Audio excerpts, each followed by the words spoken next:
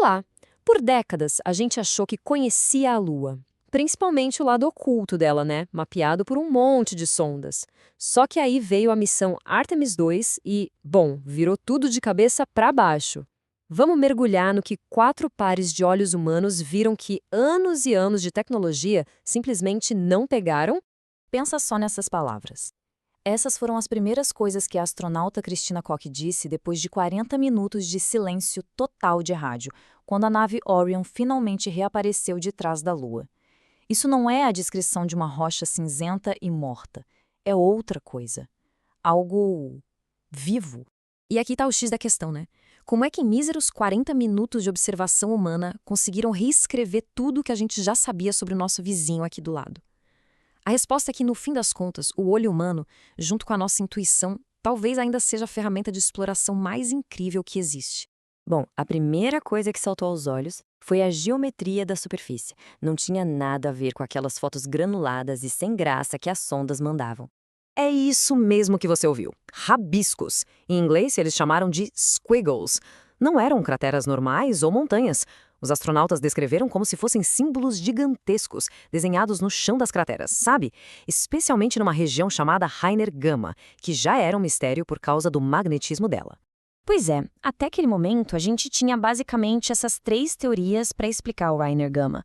Todas eram explicações geológicas bem paradas, sabe, bem estáticas. Mas aí chega a observação humana. E o que eles descreveram não tem nada de estático. Pelo contrário, era algo dinâmico, que pulsava.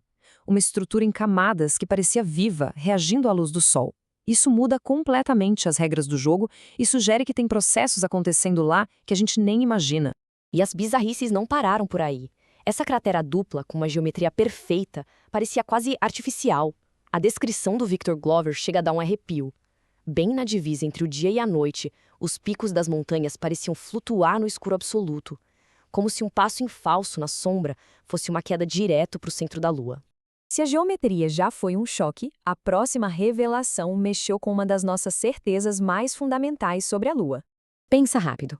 Todo filme, todo desenho, toda foto das missões Apollo, a Lua é o quê? Uma bola de poeira cinza. É um fato que a gente aprende desde criança. E então a Christina Koch, olhando com os próprios olhos, solta essa. Uma lua marrom e esverdeada. Não é um delírio, foi o que ela viu. Isso levanta uma pergunta óbvia. Por que as nossas câmeras super avançadas nunca mostraram isso pra gente? Então, o lance é o seguinte, a cor significa alguma coisa. O tom verde provavelmente é a olivina, um mineral que só se forma lá nas profundezas. Ou seja, o lado oculto da Lua foi literalmente virado do avesso por impactos muito, mas muito mais violentos do que a gente pensava. E além da forma e da cor, a tripulação viu provas de que a Lua não é um mundo morto. De jeito nenhum. Ela está geologicamente viva. Eles viram crateras tão novinhas que pareciam brilhar. Eram cicatrizes de impactos recentes, que expuseram o regolito, aquela poeira da superfície que ainda não tinha sido queimado pelo vento solar. E mais, ver uma cratera gigante secando e rachando, isso brita atividade tectônica. E essa é a melhor analogia que tem. Pensa numa maçã que vai secando e enrugando.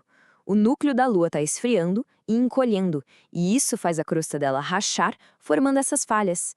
Ver essas rachaduras novinhas em folha ao vivo foi a confirmação. O lado oculto da Lua tá tremendo. Certo. Tudo isso nos leva de volta àquela pergunta inicial. Por que a gente só tá vendo isso agora? Por que os olhos de 4 pessoas viram mais do que anos e anos de dados de sondas? A diferença é como cada um vê o mundo. Uma sonda é um scanner. Ela foi programada para tirar fotos em fatias, padronizar as cores para um cinza básico e seguir um script. Já o olho humano, conectado ao nosso cérebro, entende o contexto, o movimento, as nuances. Onde uma câmera vê uma sombra preta, um astronauta vê detalhes. É outro nível de percepção.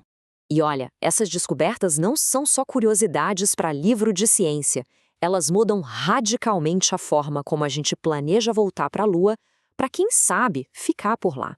A nova estratégia, então, fica muito mais clara. Primeiro, aquelas zonas coloridas viram o principal alvo para minerar recursos. Segundo, os tais rabiscos magnéticos podem ser o lugar perfeito para construir bases, já que funcionam como um escudo natural contra a radiação. E terceiro, qualquer coisa que a gente construir lá vai ter que aguentar o tranco de um ambiente ativo, com terremotos lunares e mais impactos do que a gente imaginava. E no meio de tanta ciência e descoberta, a gente não pode esquecer que essa também foi uma história muito humana. Teve a homenagem de nomear uma cratera para lembrar de alguém querido. Teve perrengue de verdade, como um cheiro de queimado do nada ou o banheiro que congelou. E, claro, até um pote de Nutella flutuando se tornou um símbolo de casa a quase 400 mil quilômetros de distância. Essa frase é da Christina Cole que para mim resume tudo. Ao olharem para aquele caos antigo, hostil e de uma forma estranha, belo, a tripulação ganhou uma nova perspectiva sobre o nosso lar, o quão frágil, único e precioso é esse nosso pálido ponto azul. E é com essa reflexão que a gente encerra.